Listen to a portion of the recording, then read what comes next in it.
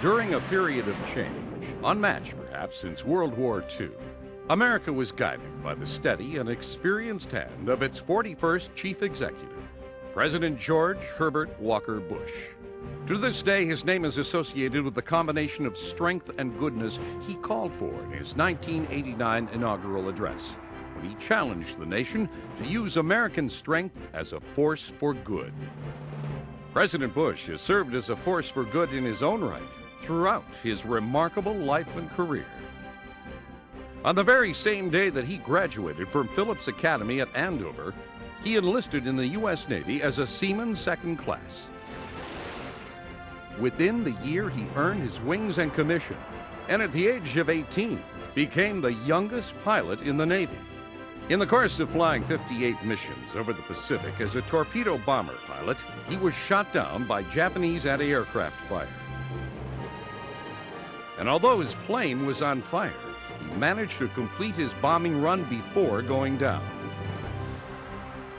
He was rescued by an American submarine and later awarded the Distinguished Flying Cross for bravery in action. Following the war, Mr. Bush returned to pursue his education, earning a degree in economics as well as a Phi Beta Kappa key at Yale University in a mere 2.5 years. Then, showing the independence he was becoming known for, he chose not to enter his father's investment banking business, but instead followed his own path to West Texas, where he started an oil business. That same determination and sense of public responsibility, which helped him through the fires of war, were to shape his entire public career.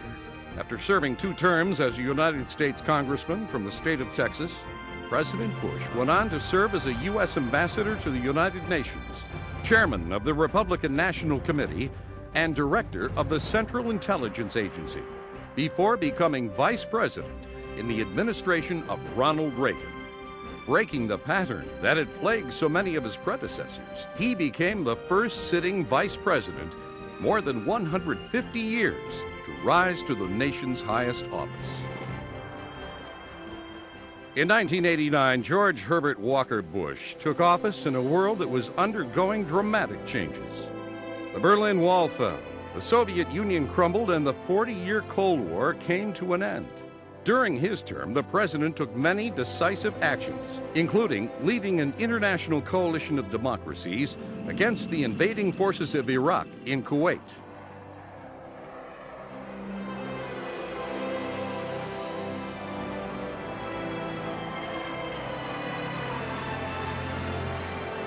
His administration championed the importance of trade and diplomacy.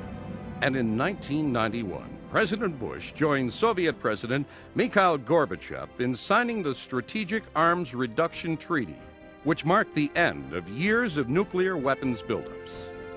Since leaving office, President Bush has authored 2 books, visited nearly 60 foreign countries, and has raised millions of dollars for charities all over the world.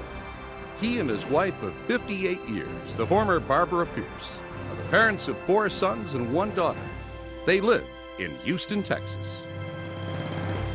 Ladies and gentlemen, the 41st President of the United States of America, George Herbert Walker Bush.